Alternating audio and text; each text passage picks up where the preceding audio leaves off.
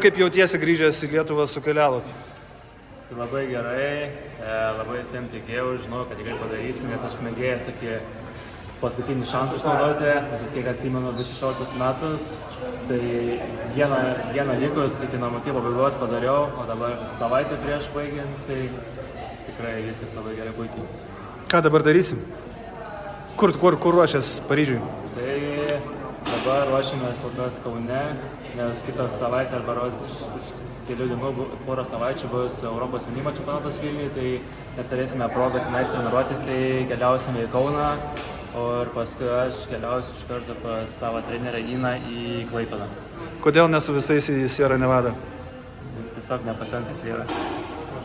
Tiesiog paprastas atsakymas, nes tiesiog aukštikalnės man nelabai kaip ir tenka tokiam gal sprintui labiau, tai tiesiog nusprendėm, kad tiesiog atsiskirsim ir tiesiog treniruosiu su treneriu, visi kiti lygiai važiuos į aukštikalnės Sierra.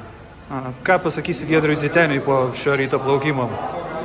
Tai oficialiai kaip ir aš jo neaplenkiau, bet širdyje aš jaučiau, kad vis tiek aš tai galiu padaryti ir kad padariau.